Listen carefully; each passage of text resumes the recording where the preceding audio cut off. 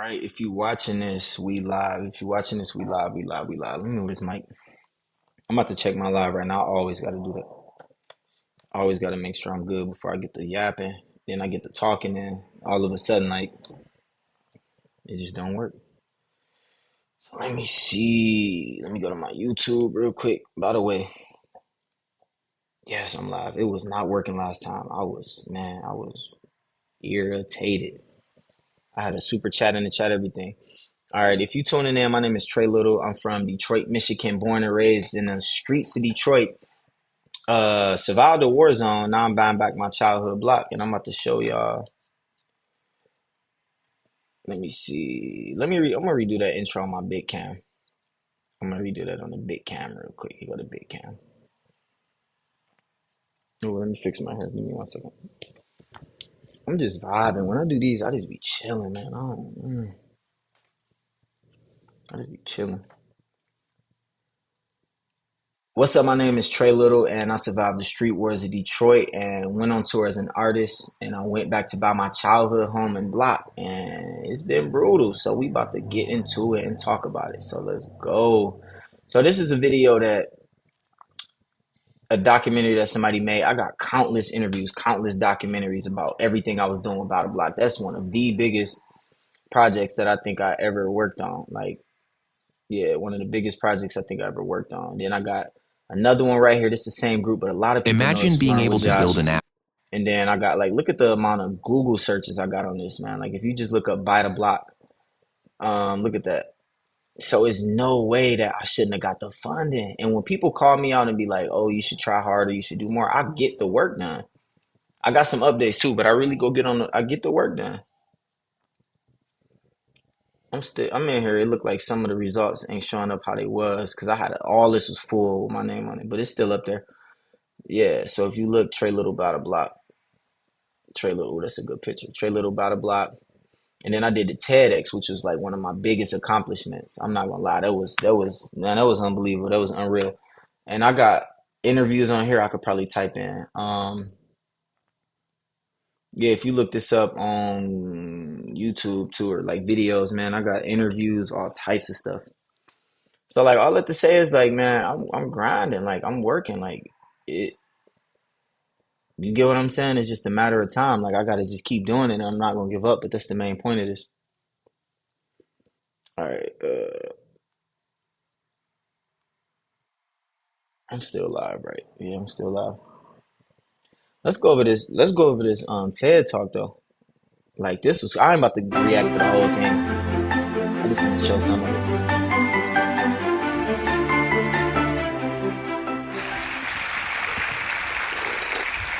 Man, I was going through so much in my life when I made How this. and why? I The was two going through most so much. asked questions that all of us wonder, right? How do we get this job promotion? How do we get the person of our dreams? How do we make it through tough times? Why did this person leave me? Why did my parents get divorced? Why am I in poverty? Why is life so hard? Why am I depressed? We ask these two questions, but not a lot of people will ask those Fix questions that and real do the quick. third thing, which is take step and take action. The good thing about asking these two questions is Man, I was going through so we much can stuff. find Like, tools and solutions. so like I'm gonna skip to the And part why where I would I started talking go? about like when I came back. Yeah, TikTok was exploding, and I'm getting millions of views on all my I talked videos. about why did I like how did I make it out the hood and why did I go back to start buying it. Oh wait. And I was doing well in that, but I didn't know how to get in real estate, so I missed out on buying that.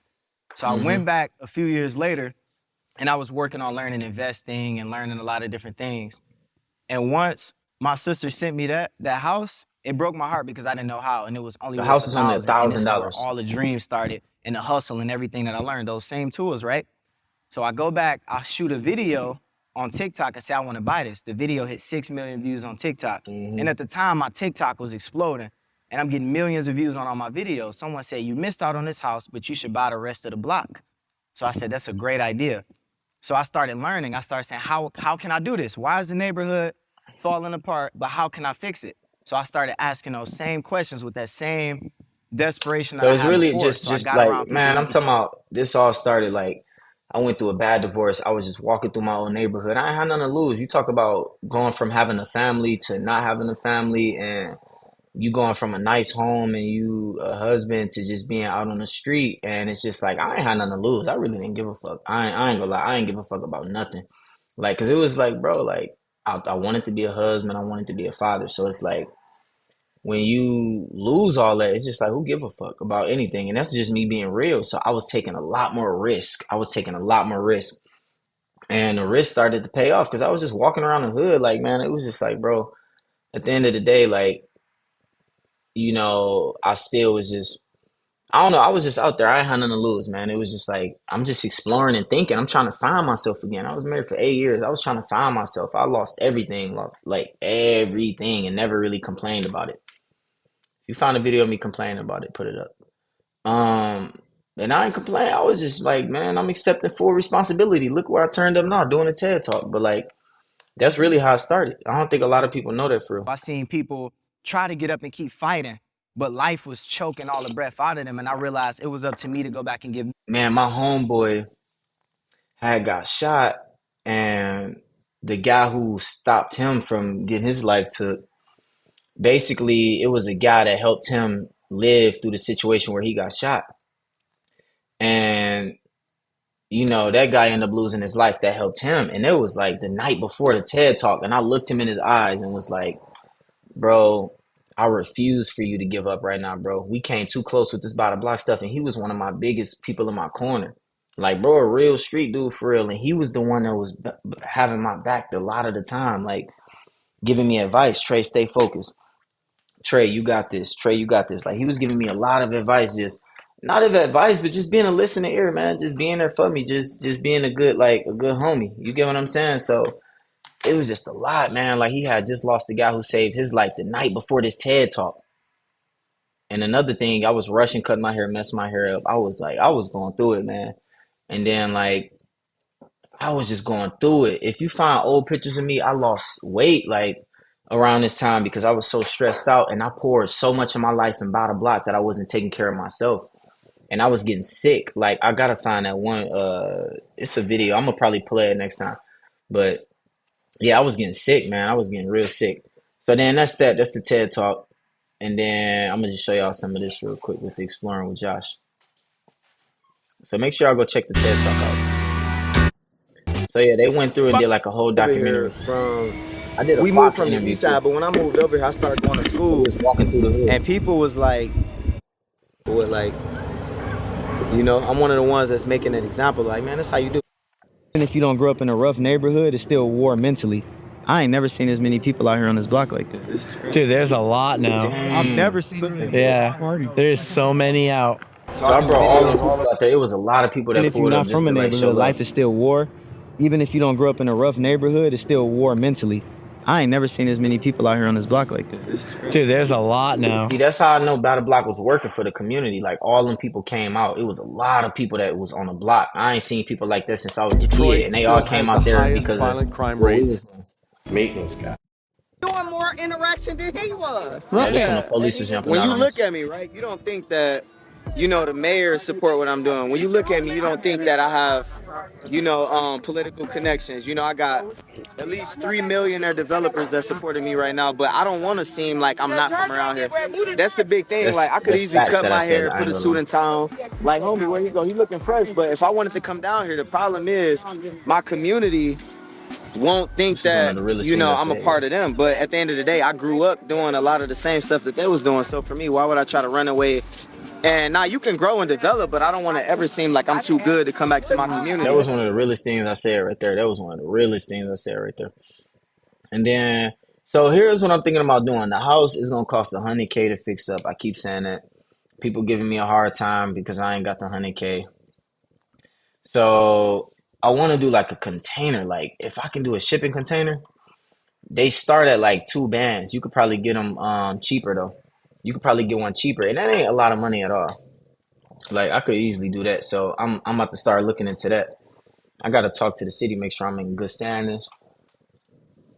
Like, gotta get my taxes paid. It's a lot, man. Like, say I want to do something like, dang, 35,000. I want to do something and then like build on top of it. Because all I have to do is cut it out and turn it into a storage. But I gotta do it. If I buy that, I gotta go over there. But it shouldn't be that hard cutting the windows out, putting windows in, and like making it like I don't know, turn it into something. Turn it into something like somebody can live in there. But there's a lot of people who can volunteer to help build it though.